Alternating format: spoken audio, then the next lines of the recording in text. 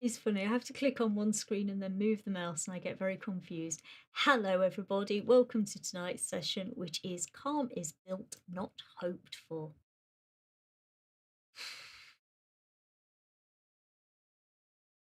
Hmm.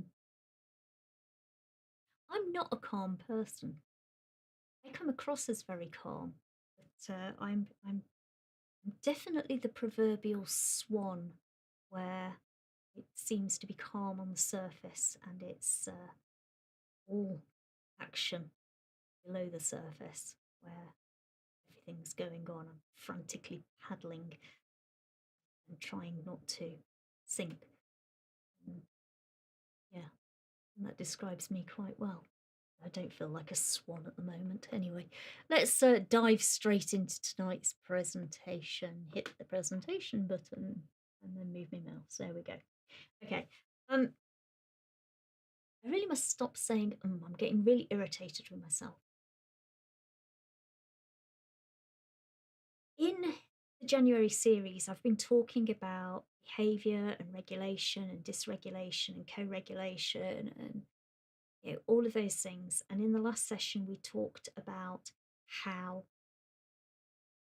you have to have regulation before you can have education, which kind of makes sense. It's a little bit like Maslow and Bloom.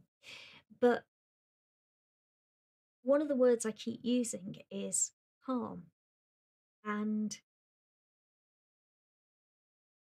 when I go and visit schools, I sometimes use the word calm. You have very calm classrooms, you have very calm corridors.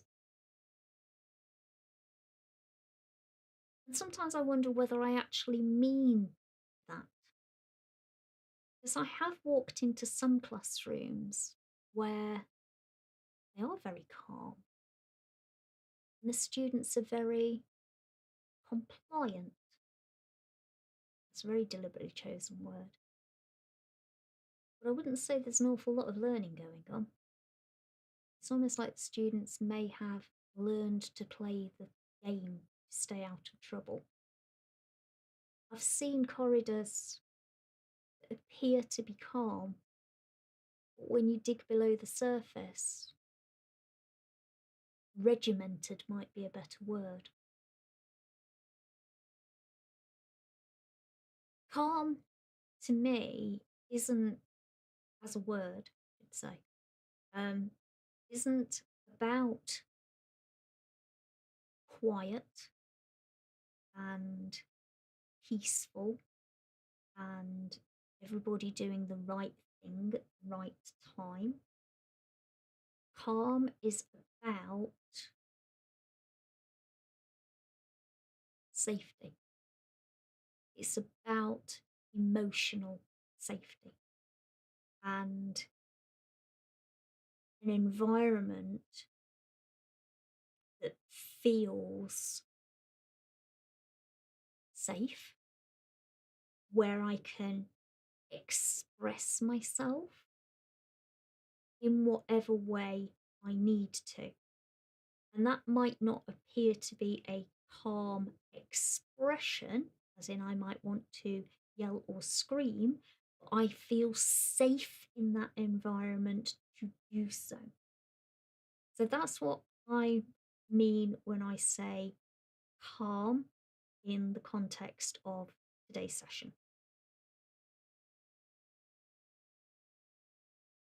Okay.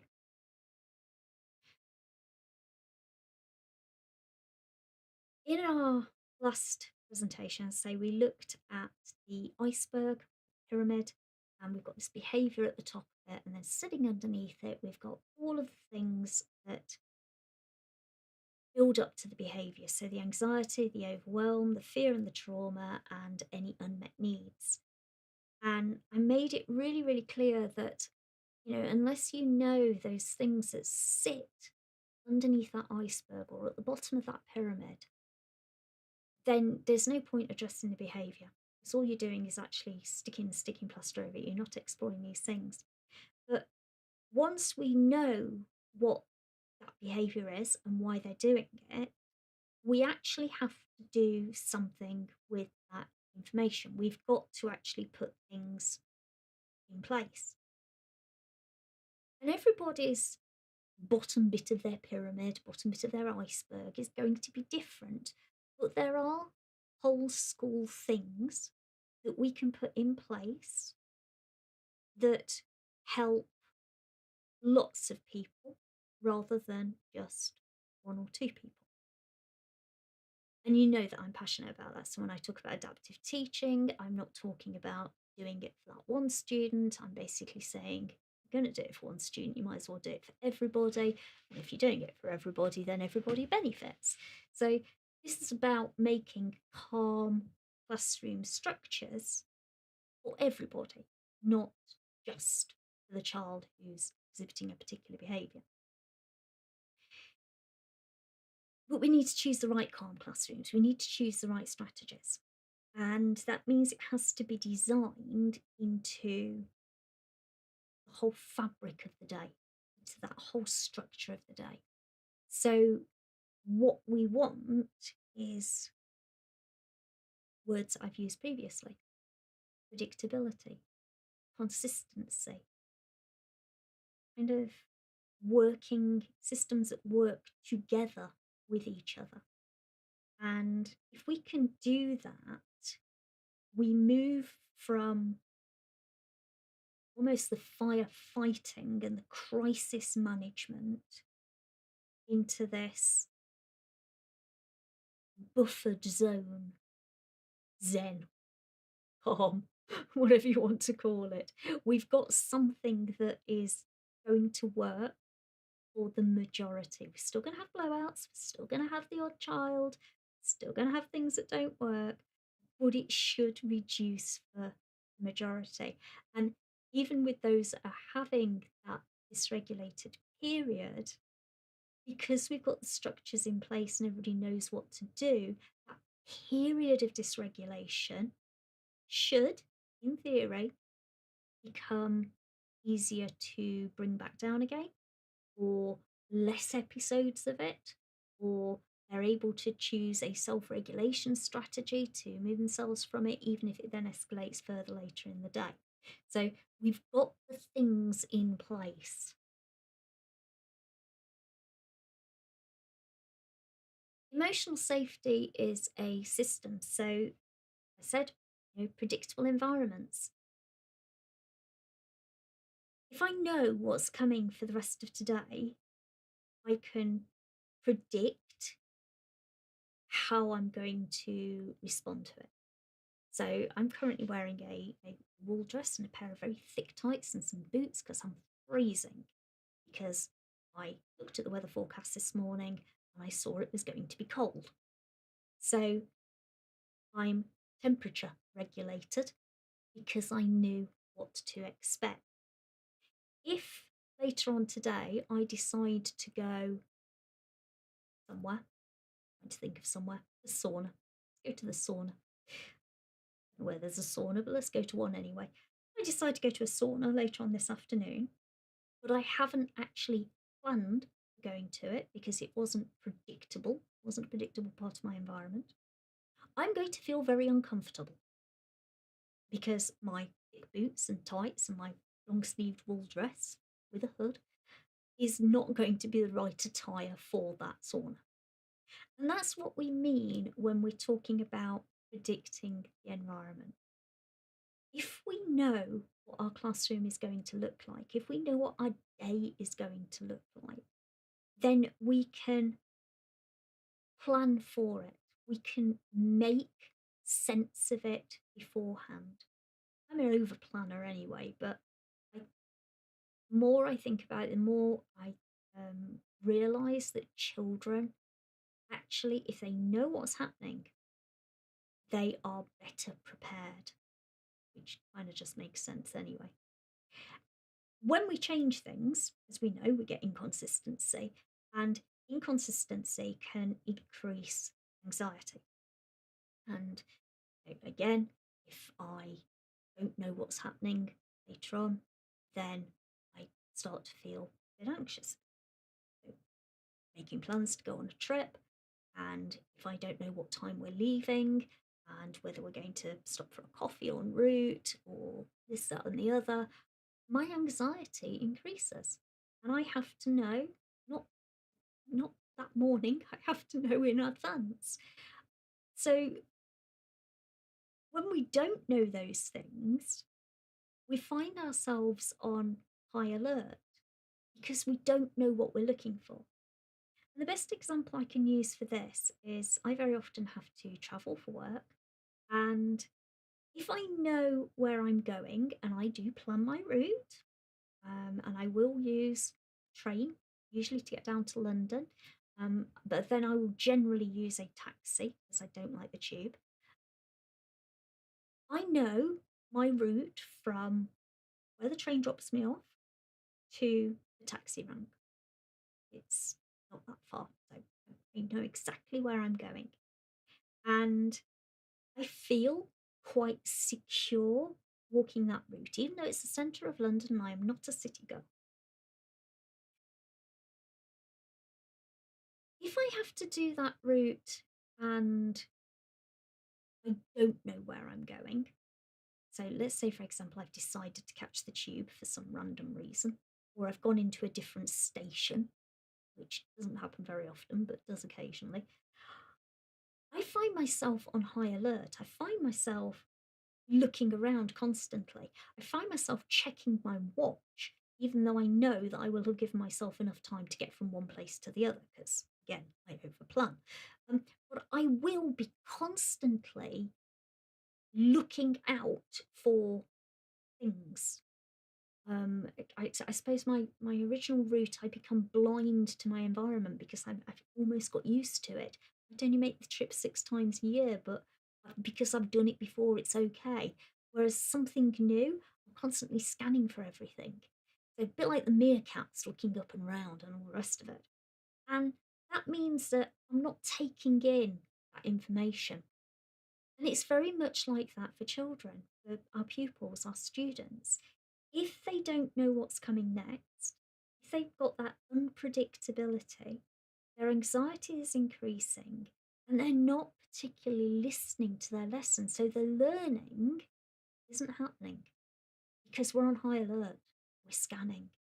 Going back to that primitive brain, it's not that the thinking brain's completely shut down in this case because I'm not in fight or flight, but I'm scanning for potential danger. I'm scanning for what might happen next.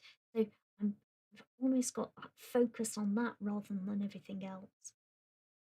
And we know that if we can give somebody predictability, then that involves repetition.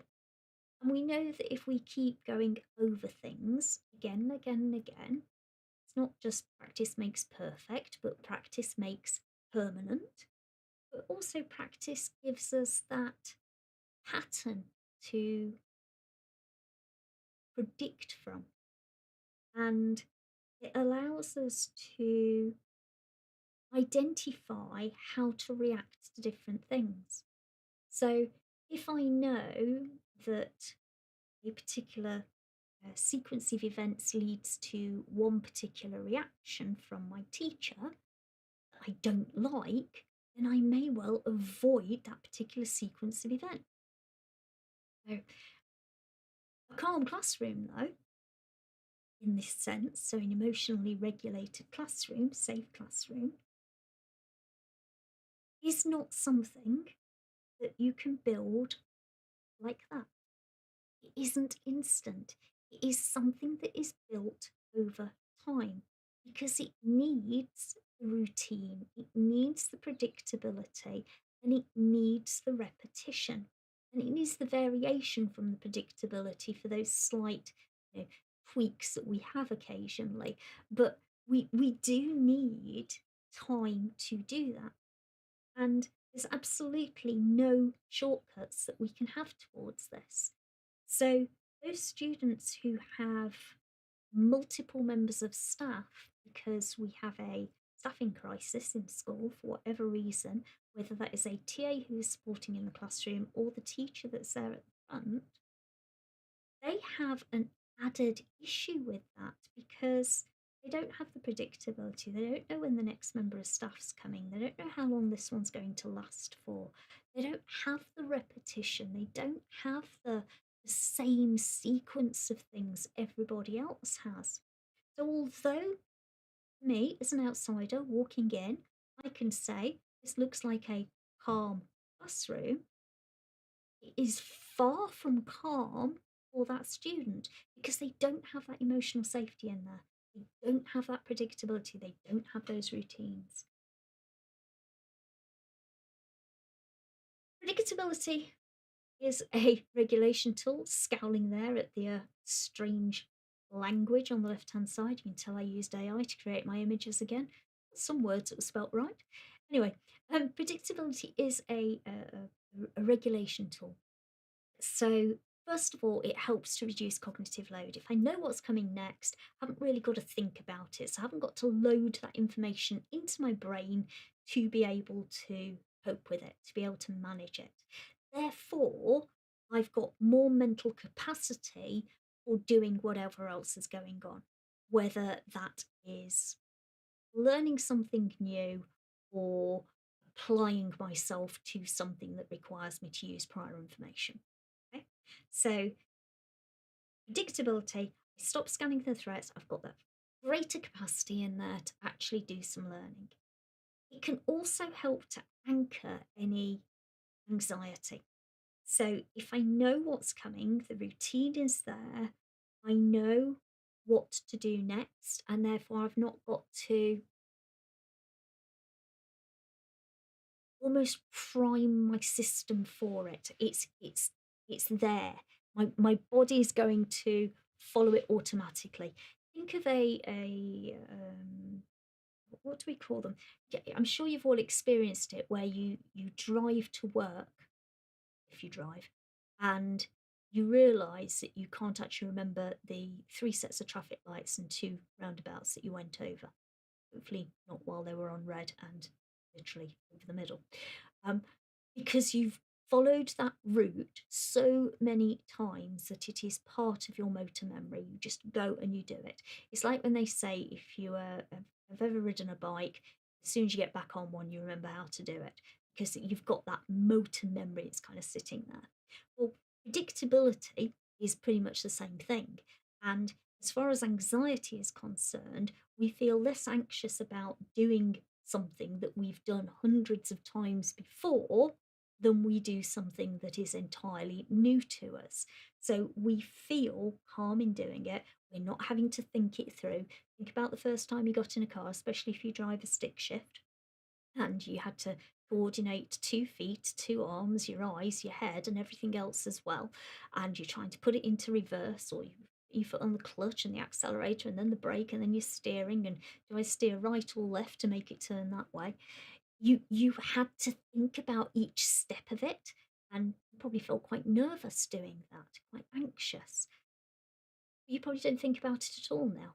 That might be because you now drive an electric or a hybrid, but assuming you would still do that, it's a bit like motor memory, it'll come back to you.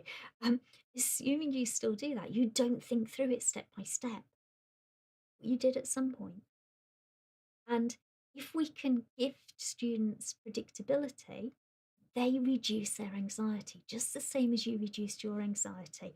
And that routine, like going over it again, the repetition allows them to generate that calmness within.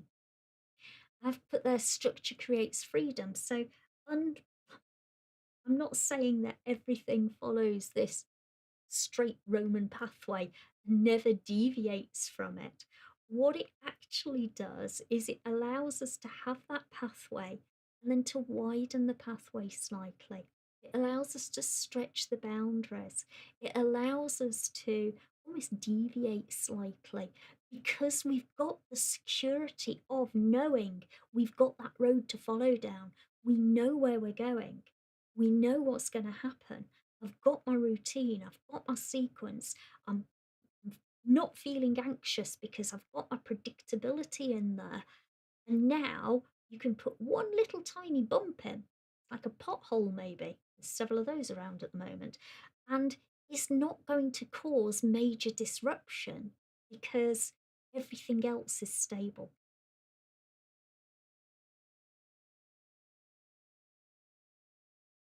When that predictability disappears, then, cascade of difficulties, a waterfall of difficulties, transition is usually the time that we see it. So, break time, lunchtime, coming into school, or even moving year group, we see behaviour escalate. They kind of lose their footing, is the best way of describing it. And instead of us thinking things through, we jump into crisis management because we're managing what's going on at that point in time rather than digging into the why did this happen? How can we prevent it? So the reason it's happening is because our threat system has taken over, our primitive brain has taken over and gone, whoa, danger, danger, danger. Will Robinson. Um, danger, danger, danger. I need to do something. I need to concentrate on this. No, you can't have any thinking space. Go away. Right? So it's focused on that and it's not allowing them. And both us and the students into survival mode. Adults don't show it quite so much, but children do. So, what we might start seeing are those increased incidents. We might see students appearing more anxious. We might see them appearing more defiant. We might see them not attending school, behaviour patterns. Our staff are reacting to things. So, they might be losing their temper or they might be bursting into tears in the staff room where they wouldn't do normally. We might have students who are absconding from lessons. We're seeing things go wrong, and it's because predictability has disappeared. We don't know what's coming next. So, um, an example that most of you will be able to relate to, if we think back to 2020, can you believe that's 6 years ago now? If we think back to 2020 and the pandemic, and we could hear what was going on in China, and then we were listening to what was going on in Italy, which are the two key ones for me as far as this is concerned. And then we kind of heard that we were going to do something similar in the UK, and there was rumours going around for a couple of weeks, and then all of a sudden it was yes, we're closing schools, open. Um, but we had this big period of unpredictability because we didn't know how long we were going to close for. Closed, open, you know what I mean. I'm going to call it closed though because it's easier to say. We didn't know how long we were going to be closed for. We didn't know what learning would look like. We didn't know when we came back what that would look like. For those that were still in school, they didn't know what each day was going to look like. We couldn't even predict which members of staff were going to be available because of catching the pandemic, catching COVID, or which students were going to be present because of it. It was just absolute, can I use the word? Chaos. That was when predictability disappeared. So if you think back to that period of time where it was really stressful for everybody, you can probably relate a little bit more to what I'm trying to say when I talk about normal day to day predictability. Yes, that was an extreme event, but for those of us who cope with general unpredictability, we're okay. If you think about that event being a daily occurrence for some students and how important predictability is to them, I think that kind of puts it in a little bit of perspective.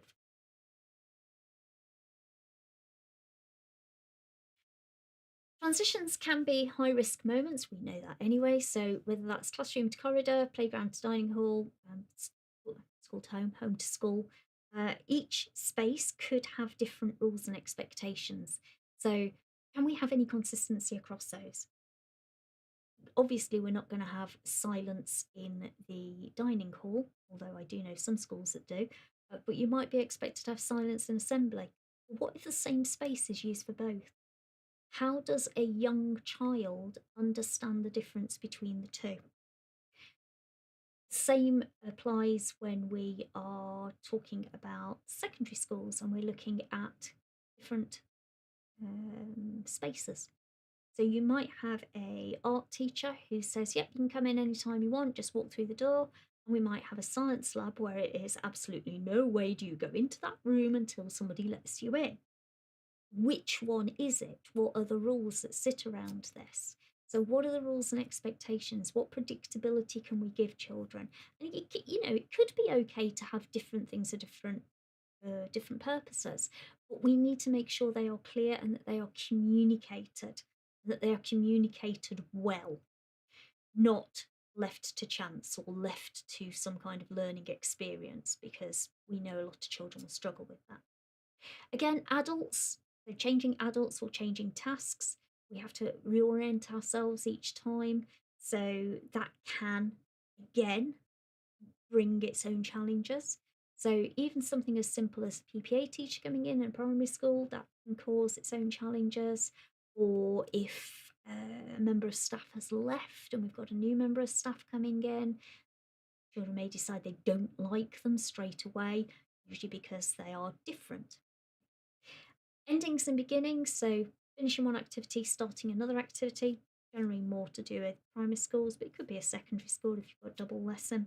That requires cognitive flexibility, so that ability to switch from one task to another, and not everybody can do that very easily. So now and next boards, really useful for this, visual reminders, anything that will help the student to realize I'm going to change from this to this, and it's going to happen at this time. And then anything where it's unclear, where the expectations haven't been made clear. Because if you think you're going to do one thing, but somebody then announces you're doing something else, that increases anxiety. It makes that, oh, hold on, panic mode, turn the sirens back on again. What's going on? And everything switches down again. So really thinking about clear messaging, clear expectations. What's going to happen next? What are we doing with this?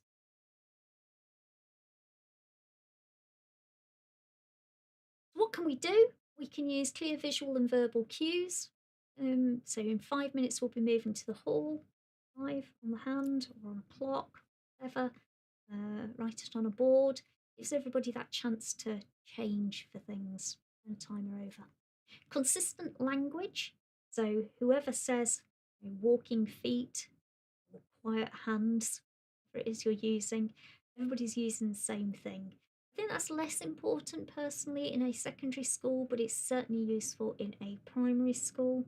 In secondary school, we have to get used to using different language for different things, though. So long as we personally are consistent with our language, we say silence. Do we actually mean silence, or do we mean you can whisper? What do those things actually mean? Using some slower pacing where necessary. So those students that need time to process things, give them an extra minute, give them a little bit of extra time. Do they need to have their warning a little bit earlier than everybody else, or do they need a bit of extra time to follow everybody else? So their extra time could come at the beginning of it or at the end of it, but slow it down where necessary. And then use adults as anchors. So basically, familiar adults during a transition period can provide that emotional safety. So whether you're walking them down the corridor to assembly, whether they're being met at the door by a familiar face, even if somebody else is going to take the lesson, perhaps because their regular teacher is off, maybe a familiar face meets them at the door to explain who this stranger is, what's going on. It can really help to reduce some of the behaviours that sometimes result. The adult is a safe base, so children do use us to gauge how safe they feel. So if we are calm and consistent, then they tend to follow that, and it does go back to Dan Siegel's windows of tolerance for emotional stability and that or emotional dysregulation. Um, the window will widen if they are in a secure environment with a secure adult. And we are often the most, or should be, the most predictable part of the room because classrooms change constantly. Boards change, tables change, children change. But we can ourselves, even though we might be dressed in different clothes, we can be consistent in the way we approach things. So my quote for you is calm responses teach more than any consequence ever could. Children learn regulation by experiencing it in relationship with regulated adults. And I think at this point we have to face the fact that not every child comes from a home that has regulated adults. That some of our children will be coming from homes where the adults within there are dysregulated, dysfunctional, are not encouraging regulation, are not providing predictability or routine or consistency. And children need that. So, I have to acknowledge that. I have to acknowledge that we have got a significant number of children in schools that are having difficulties with that.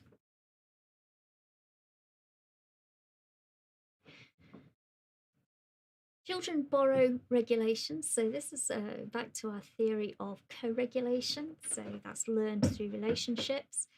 They don't learn self regulation in isolation, they can't do that on their own. They instead develop it by mimicking, I suppose, experiencing calm adults who respond to their distress. So, um, a very, very silly example. Um, Whenever my children fall over, my usual question to them is, did you leave a hole in the playground? I'm very calm, I'm very blasé about it.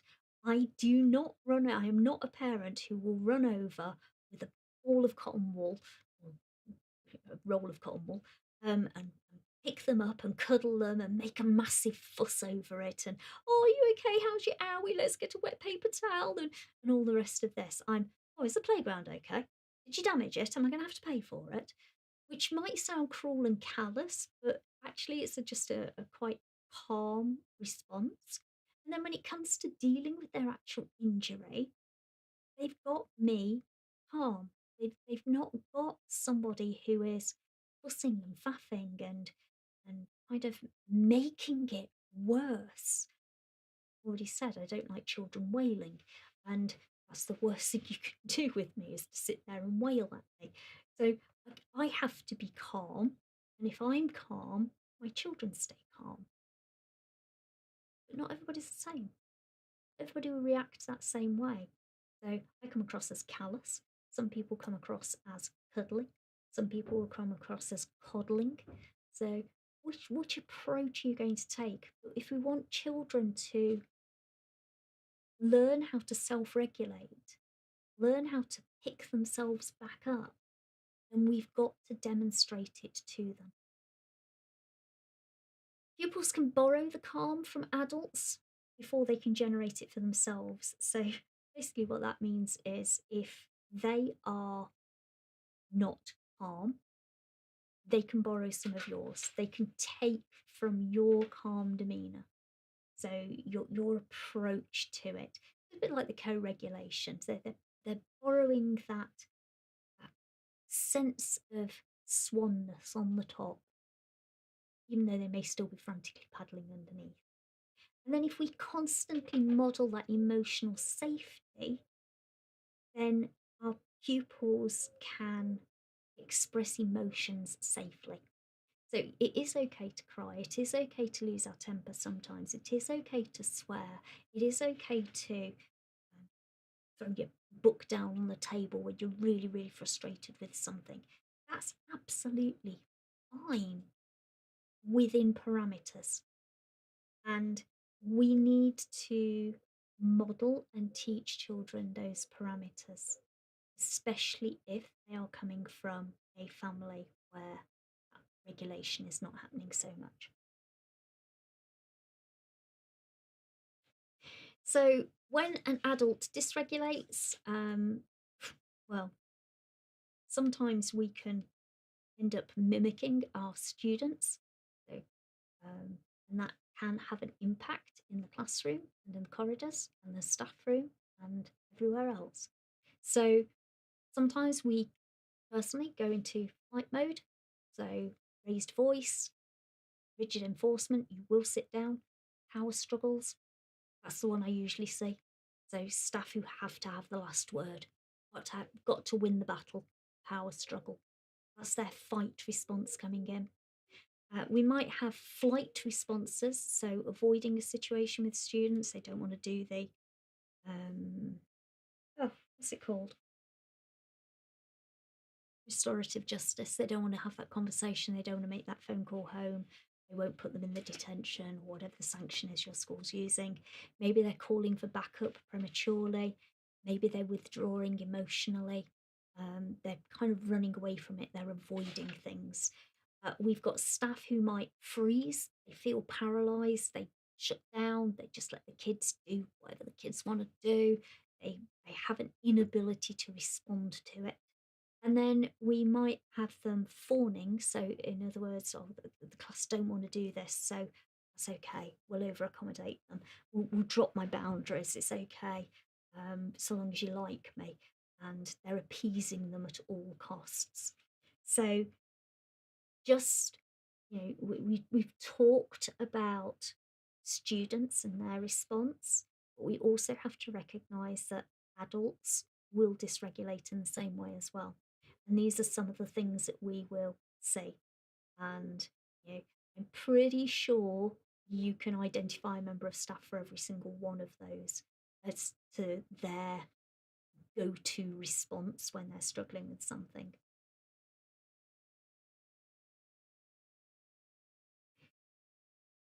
Our adult triggers actually matter. So we all have our own personal limits. So some teachers will shout, some teachers won't shout. Some teachers will raise their voice for a specific purpose. Some will raise their voice and there is no identifiable purpose for it. They're just loud. That's understanding the person. So again, I give an example. I am not a particularly loud person. I'm a fairly quiet person. I can control a classroom and I don't generally do it through my voice. I will do it through my proximity. I will do it through silence. I will do it through facial expression. Um, However, because I worked in a science lab, that's where I started my career as a science teacher, I do have a shout voice and I use it for safety purposes. So if somebody is doing something dangerous, my shouting voice comes out. I can guarantee is at least one person will drop a test tube because I'll have frightened them. So, is it okay for me to shout at that point? Absolutely, because I am controlling a situation that needs to be controlled. A student is in danger or it's an unsafe situation. So I am using it for a purpose. Do I use it to control my day to day teaching? No, because I don't need to. I don't have to do that. I have different ways of approaching that. We also have our own resilience as well. So we start September having had 4.5, 5, 6 weeks break. And by the time we get to January, February, March, yes, okay, we've just had the festive break, but we're usually tired and our resilience is wearing down. And we realise we're only halfway through the year. We've got another half to go. We start looking at our pension pot. No, it, it is one of those things that we do need to recognise in our teaching staff that quite often at the beginning of the year, we come back refreshed, we come back renewed, we come back ready. But as things build up over time, that it becomes more and more difficult for us to manage those things. And unfortunately, education, like anything else, as time goes by, there's more and more work to do, not less and less. So we start in September, and there's no marking in the first week, as an example. Or there might be a little bit of marking. By the time we get to January, February, we've got, if you're in secondary, mock exams to mark, or we're trying to rush through a syllabus, or we're catching up on that piece of work that they wrote for homework over the Christmas holiday because I thought I'd get them to write a 26,000 word essay because I'm stupid. You know, we're doing all of those things, adding to our own workload, of course, and we're not actually reducing anything. So our resilience to everything starts to fall to pieces.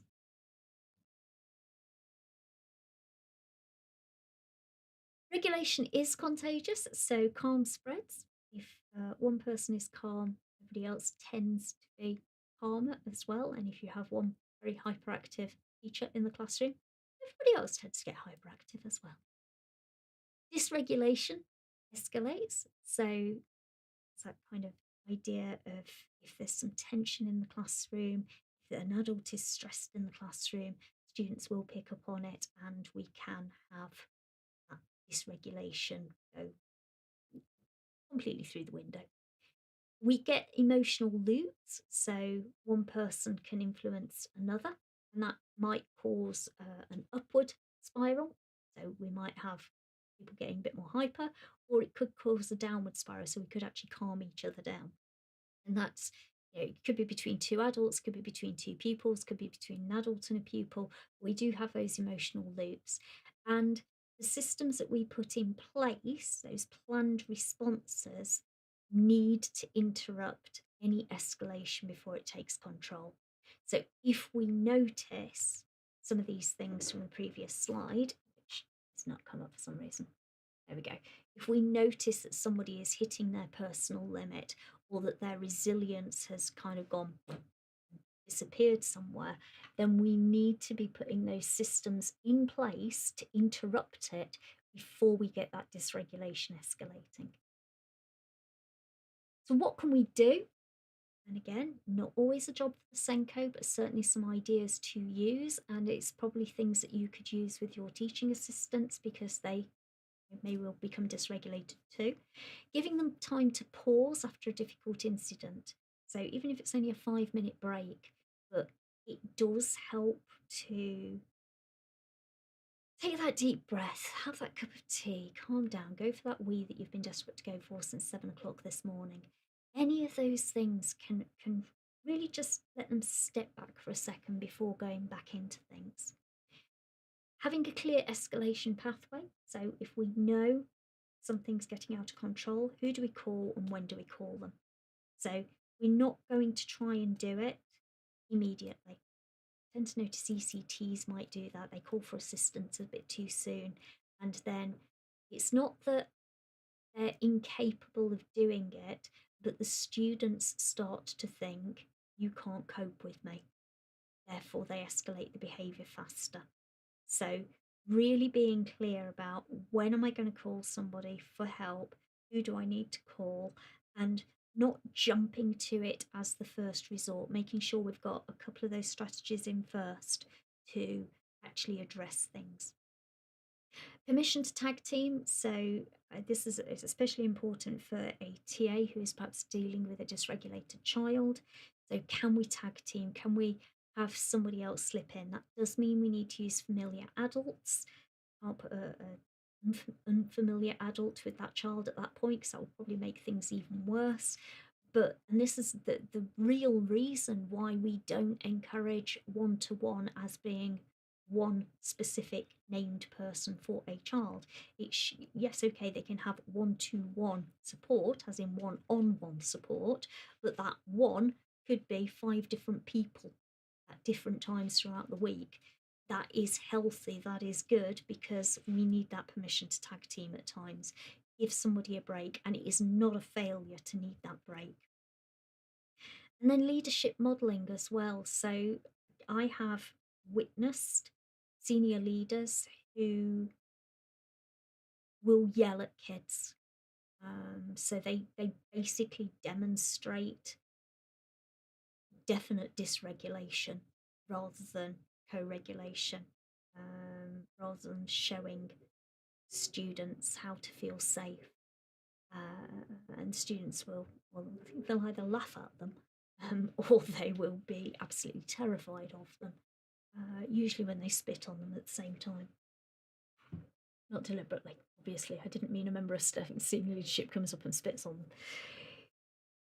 Calm is a leadership issue, so staff can't regulate if the school is chaotic, which is kind of the point I was making when I talked about the pandemic. So if we've got unclear expectations, if we've got a really heavy workload, we've got inconsistent support from senior leaders, if we are constantly feeling we're in threat mode, if we've got redundancies on the table, it doesn't matter what reserves we have got, that is going to create some form of system dysfunction. So even if it's not the individual, the system itself is in dysfunction. And we need to make sure we've got that support built in there. So whether that is giving them those breaks, whether it is tag teaming, whether it's providing a quiet space for staff to offload, it's all the things that we would do for the students, we need to make sure we're doing for staff as well.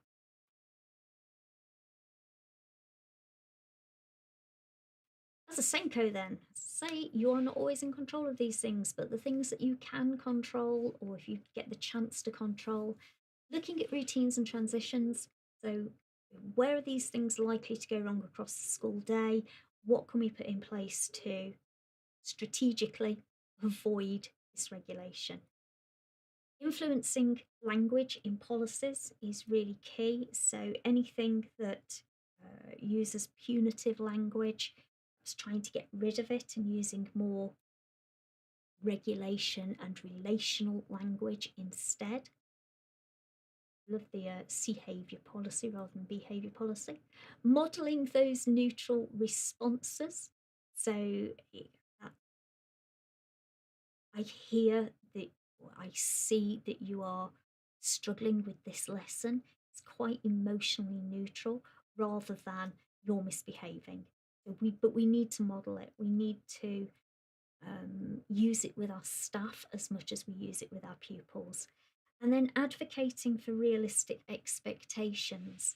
So it isn't realistic in many mainstream schools to expect that every child will behave perfectly every single.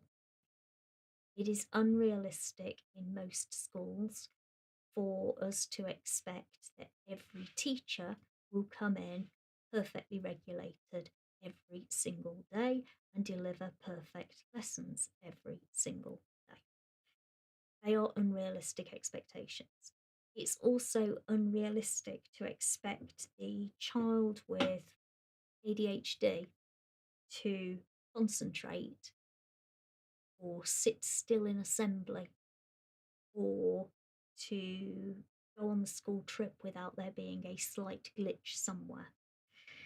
So rather than setting people up for unrealistic expectations, we need to advocate for what is realistic. What can we actually achieve?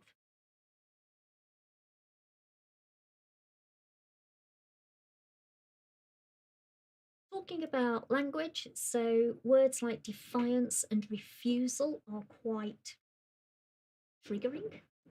And they are different responses to distress and overwhelm. Distress and overwhelm feel softer, they feel, um, you feel more concern for the person, whereas defiance and refusal, no, let me go back to the beginning of that thought. Distress and overwhelm, I could almost put into an NHS medical caring kind of capacity of language.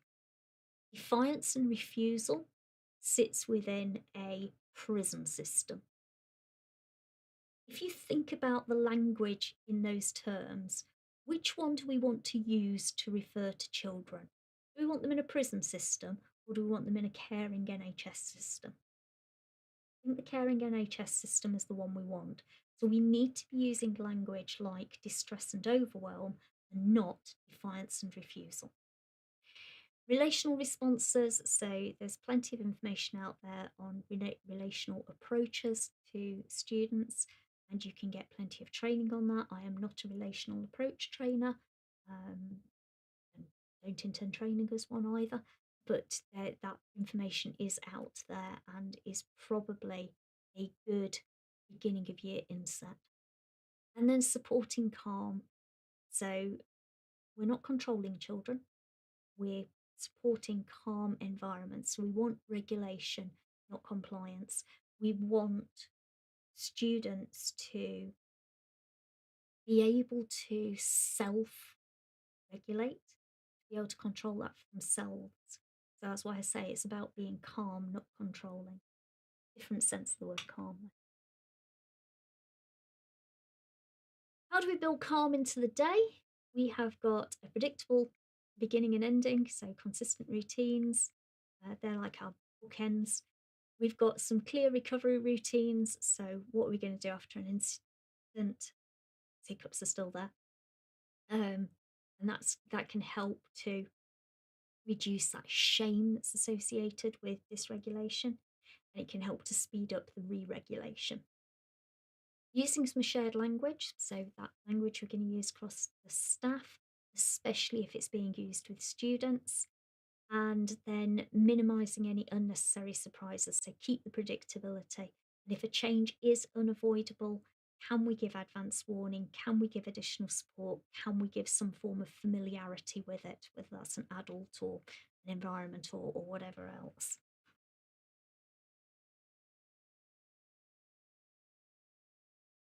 We very often absorb that um, flow from everybody. So, we are dealing with the students who are dysregulated, but we may also be dealing with our TAs who are on the receiving end of that dysregulation and our teaching staff who are feeling dysregulated as well.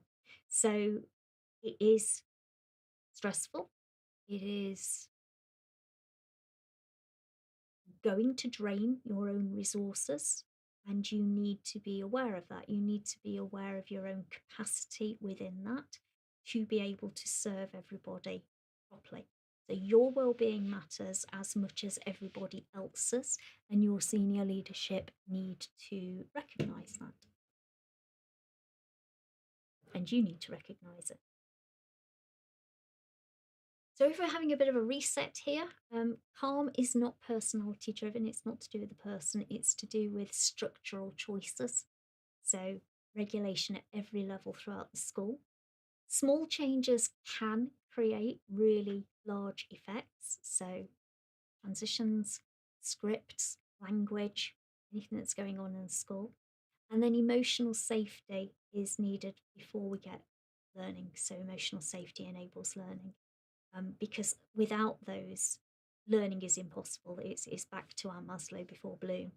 Um, we've got to have that before we can see learning take place. And it really does shift that idea of seeing a calm classroom as being calm children to being a bit of a design feature, an environmental feature instead. So it's a calm environment. So when I walk into a classroom now, I'm not looking at a calm classroom as in I've got compliant kids and calm corridors because they're all walking in silence. I'm looking at calm because they've got connection with the adults. Everybody's able to express things in their own way, that they're able to um, use their environment to support their self regulation. My final reflection there is that calm classrooms are designed, not wished for. Regulation lives in systems, not slogans, Emotionally safe schools protect everyone.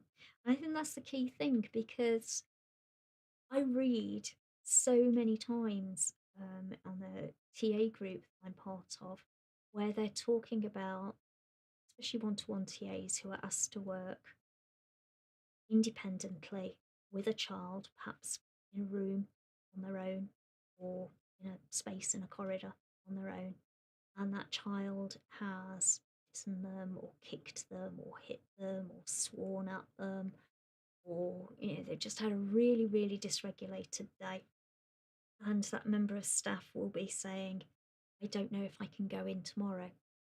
So not only is the child now dysregulated, but we have the member of staff who is dysregulated.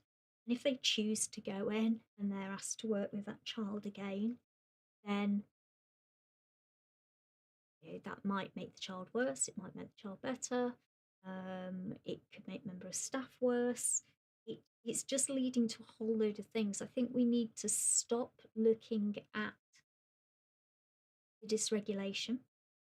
We need to stop looking at the behaviour, bit on the top of my pyramid or iceberg, and we need to start understanding the why behind the child's behaviour and the why behind the adult's response. But we need to be putting in the life jacket, if you like, that sits between them so that we have we're not having one bouncing off the other the whole time. Otherwise, the system's going to fail. Our icebergs are going to flip over. It's got to be the whole system that changes. The whole approach has got to change, not just the child. The child can't change, remember, because behaviour is their communication. They're dysregulated. Their brain is switched off. They're not going to be changing. A member of staff's reaction to it, not going to be changing. Still going to feel this is wrong. Yeah, we can't change those, so we need to change something else instead.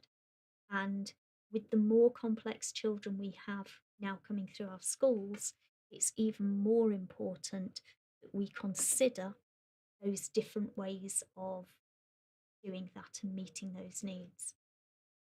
Whew, that was a marathon through that one there.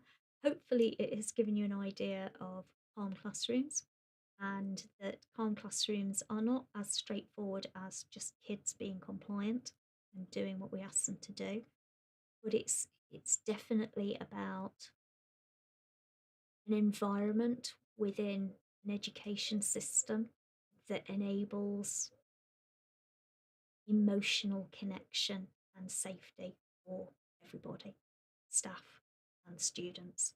I would include parents in there as well, but they're not in our classrooms quite so much, so I get to ignore them for this particular session. Anyway, have a great time, take care, and I will see you all soon.